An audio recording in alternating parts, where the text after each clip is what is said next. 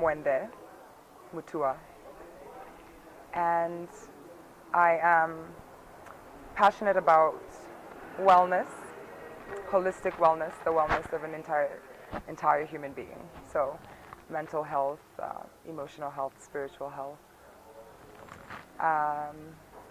Yes, I also dabble in the arts world a lot, so I curate exhibitions, and I'm on the cusp of starting several projects that I'm passionate about that I'm not really ready to talk about, but we'll see soon, sooner rather than later. So yeah, we'll see soon. And the research that I'm more interested in beyond what economic handprint we have is, is there a handprint of authenticity? Are there people coming out of Africa as authentic Africans? By authentic, I mean, are we an expression of something that has been copied or aped somewhere? Or do we have individuals that are rising up as individuals, like as people who are fully present within their abilities, within their capacities, and making a difference in the society? So that's more of what I want to see, or what I want to look into is there real progress on the ground? And that's the reason why I'm not so political or politically inclined, because I want to see real change taking place, real transformation taking place. Yeah.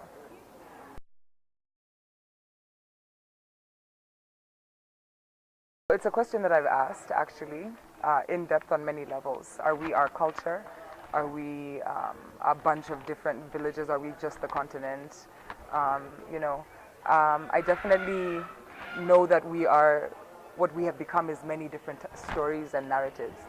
But I feel like we're still discovering, we're still ready to discover our own story and who it is that we actually are. I think that's actually where we might find ourselves right now, is defining that for ourselves, rather than, many African countries, first even just starting with the fact that we are divided into countries. That's not something we did necessarily.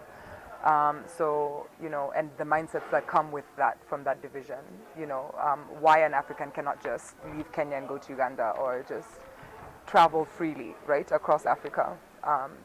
And the various divisions that also come within the countries, within the governments and whatever. I feel like we're still defining who we are. There's been a lot of wars, and that's not what I see Africa as. I don't see Africa also as the poverty kind of image that's, perpetuated, although there is a lot of that we're dealing with. I feel like it's an open space. Someone can look at it from the vantage point of disaster or opportunity, and I feel like it's an opportunity for us to redefine.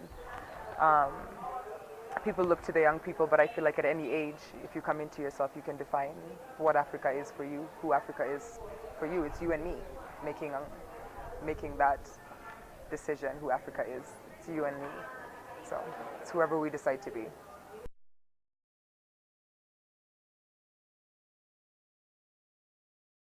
So where do we decide how much somebody's life is worth, how much their hours are worth, how much their energy is worth, how much the life that flows through them is worth? These are the things that, if we haven't already been educated about them, and we haven't, in school we don't learn what the human body is.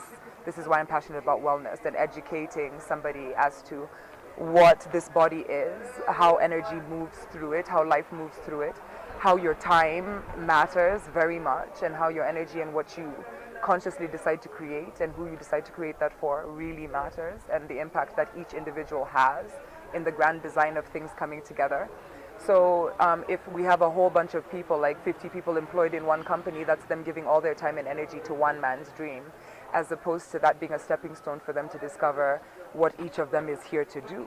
And so I really do feel like the problem doesn't start all the way at the top with the job market. It starts at the place where we are not educated to know what this physical being is from top to bottom. So we don't know how to feed our soul, we don't know how to feed our minds.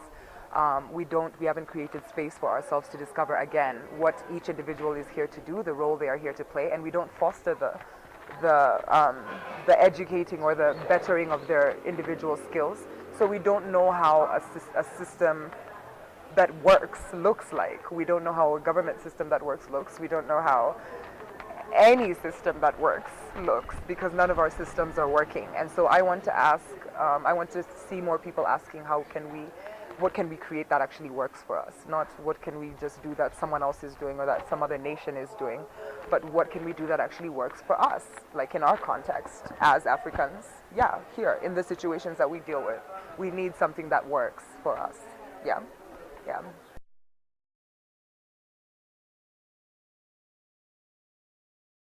Okay, so I feel you've asked, does an artist have to be like fully eclectic and just expressive? I feel like art is expression. It is very much your own unique expression. So yeah, a lot of artists tend to, be colorful, but it doesn't. I've known some of the best photographers that photograph using black and white, and even their lives are very black and white. Their closets are very black and white, but they are very creative. So I feel like it's a matter of style. It's a matter of how you choose to express yourself. I feel artists tend to be a little bit more bold, I guess, with their expression, because they're already out of the box. Their thoughts are already out of various boxes, so they tend to express a little bit more wildly than others.